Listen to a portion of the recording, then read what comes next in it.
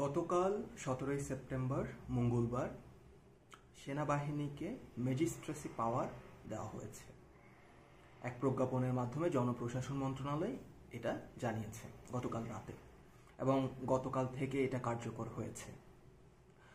Magistracy পাওয়ার দিলে সমস্যাটা কোথায়, বা ম্যাজিস্ট্রেসি পাওয়ার এটা কি ভুল সিদ্ধান্ত সরকারের?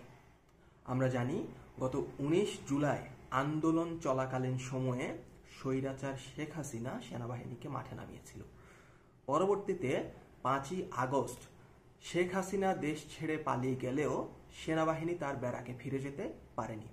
দেশের সার্বিক নিরাপত্তা বিবেচনায় এবং আইন শৃঙ্খলা পরিস্থিতির অবনতি থাকার কারণে সেনাবাহিনীকে মূলত মাঠে থাকতে হয়েছে। তারা এখনো মাঠেই আছে, অর্থাৎ রাস্তায় আছে, ব্যারাকের বাহিরে আছে। এখন প্রশ্ন হচ্ছে, এই যে সেনাবাহিনীকে ম্যাজিস্ট্রেসি পাওয়ার দেওয়া হলো, অর্থাৎ একজন ম্যাজিস্ট্রেট যেই কাজ করতে পারে, একজন ম্যাজিস্ট্রেটের যেই ক্ষমতা, সেনাবাহিনীকে সেই ক্ষমতা দেওয়া হলো। তাহলে সেনাবাহিনীকে এখন কি কাজ করার ক্ষমতা দেওয়া হয়েছে? মোট 17টা কাজ করার ক্ষমতা দেওয়া হয়েছে সেনাবাহিনীকে। এর মধ্যে সেনাবাহিনীতে গ্রেফতার করার ক্ষমতা দেওয়া হয়েছে, সেনাবাহিনীকে ওয়ারেন্ট অনুমোদন করার ক্ষমতা দেওয়া হয়েছে ধারা 83, 84 এবং 86 আন্ডারে। তারপর ধারা 95 আন্ডারে সেনাবাহিনীকে নথিপত্র, ডাক ও টেলিগ্রাফ কর্তৃপক্ষের দ্বারা অনুসন্ধান এবং আটক করার ক্ষমতা দেওয়া হয়েছে। ধারা 105 খুবই গুরুত্বপূর্ণ, সেনাবাহিনীকে তল্লাশি করার ক্ষমতা দেওয়া হয়েছে, অর্থাৎ সেনাবাহিনী চাইলে যে কাউকে তৎক্ষণাৎ সার্চ ওয়ারেন্ট জারি করে তল্লাশি করতে পারবে। ধারা, সবগুলো ধারা আমি বলছি না, মোট 17টা ধারার কথা উল্লেখ করা হয়েছে। গুরুত্বপূর্ণ ধারাগুলো বলছি। ধারা 126 জামিনের নিষ্পত্তির ক্ষমতা দেওয়া হয়েছে।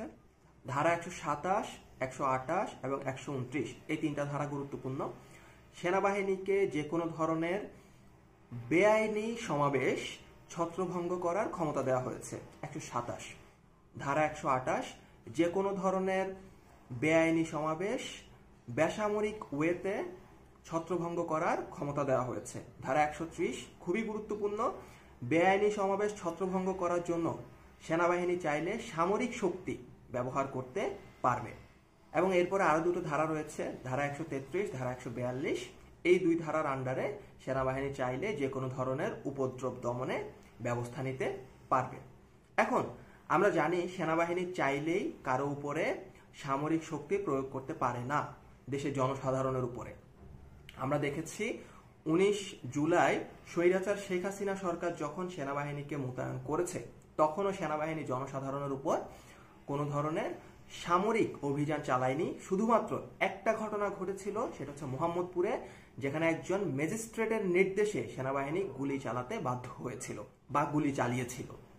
এখন সেনাবাহিনীকে এই যে ম্যাজিস্ট্রেটের পাওয়ার দেওয়া হয়েছে, এবং এই কাজগুলোর পাশাপাশি সেনাবাহিনীকে মোবাইল কোর্ট পরিচালনার ক্ষমতাও প্রদান করা হয়েছে, অর্থাৎ সেনাবাহিনী চাইলে ম্যাজিস্ট্রেটের মতো করে মোবাইল কোর্ট পরিচালনা করে যে কোনো ধরনের শাস্তির বিধান করতে পারবে।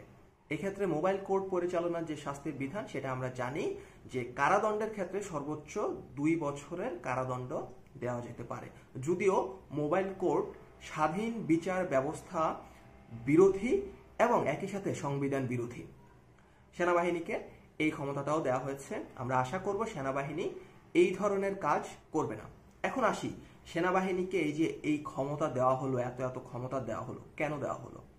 আমরা জানি যে 5ই আগস্টের পর থেকে এখন পর্যন্ত প্রায় 1.5 মাসে বাংলাদেশের আইন শৃঙ্খলা পরিস্থিতি এখনো নিয়ন্ত্রণে আসেনি।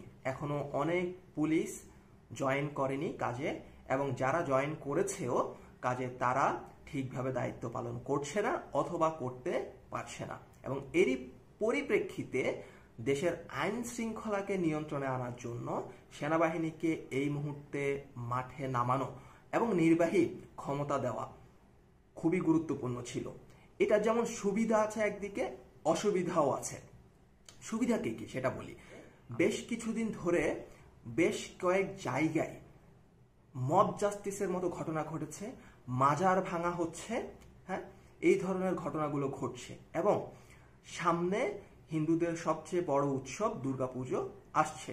এই সময় যদি দেশকে অস্থিতিশীল করে তোলা হয় তাহলে বাংলাদেশের মধ্যে এবং বাংলাদেশের বাহিরে আন্তর্জাতিকভাবে বর্তমান যে সরকার, অন্তর্বর্তীকালীন সরকার, তার ভাবমূর্তি খুব বাজেভাবে ক্ষুণ্ণ হবে।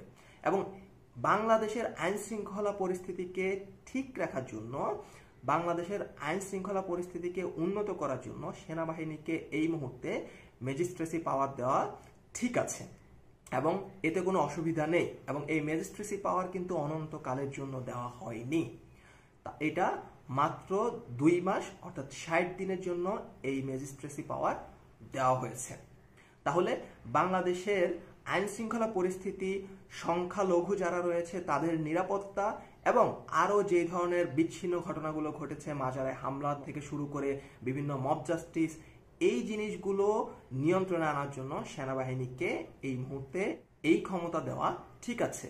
বরং এই জিনিসটা সেনাবাহিনীকে যদি আরো কয়েকদিন আগে দেওয়া হতো তাহলে বেশ কিছু যে বিচ্ছিন্ন ঘটনা ঘটেছে সেগুলো হয়তো এত বেশি ঘটতো না। এখন আসি অসুবিধা কি কি।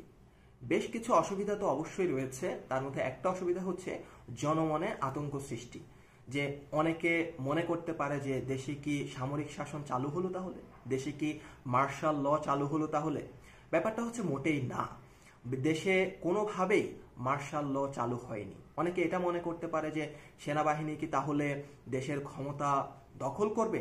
উত্তর হচ্ছে আমার মনে হয় না।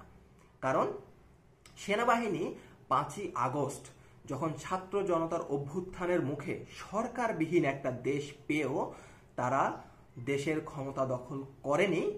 সেক্ষেত্রে এখন দেশের সবকিছু একটা সরকার, অন্তর্বর্তীকালীন সরকার থাকার পরেও সেনাবাহিনী শুধুমাত্র ম্যাজিস্ট্রেসি ক্ষমতা পাওয়ার কারণে দেশের ক্ষমতা দখল করবে এমনটা মনে হয় না। তারপরেও কিছু কনফিউশন তো থেকেই যায়। আরও একটা ব্যাপার, সেনাবাহিনীর প্রত্যেককে কিন্তু এই ক্ষমতাগুলো দেওয়া হয়নি। শুধুমাত্র যারা কমিশন প্রাপ্ত অফিসার তাদেরকে এই ক্ষমতাটা অর্থাৎ ম্যাজিস্ট্রেসি ক্ষমতাটা দেওয়া হয়েছে। অনেকের মনে এই প্রশ্নও থাকতে পারে যে দেশে কি 111 গভর্নমেন্টের মতো আরও একটা সামরিক গভর্নমেন্ট চালু হতে যাচ্ছে কিনা। উত্তর হচ্ছে মনে হয় না। আমাদের এখন সাধারণ নাগরিকদের যেটা করা উচিত সেটা হচ্ছে আতঙ্কগ্রস্ত না হয়ে সচেতন থাকা এবং সেনাবাহিনীকে যতটা সম্ভব তার কাজে সহায়তা করা। আমরা আশা করি এই যে 60 দিনের জন্য সেনাবাহিনীকে ম্যাজিস্ট্রেসি পাওয়ার দেওয়া হয়েছে, এটা সেনাবাহিনী যথাযথভাবে তার দায়িত্বের সহিত পালন করবে এবং এর বাহিরে তাকে শুধুমাত্র যেই ক্ষমতাগুলো দেওয়া হয়েছে এর বাহিরে সেনাবাহিনী কোনো ধরনের অতি উৎসাহী হয়ে কাজকর্ম করবে না। যদি এইটুকু সেনাবাহিনী ঠিকভাবে করে তাহলে আমরা আশা করতে পারি আগামী 2 মাসের মধ্যে দেশের আইন শৃঙ্খলা পরিস্থিতির একটা ভালো উন্নতি ঘটবে। সবাই ভালো থাকেন। কথা হবে পরবর্তী কোনো ভিডিওতে অন্য কোনো বিষয় নিয়ে।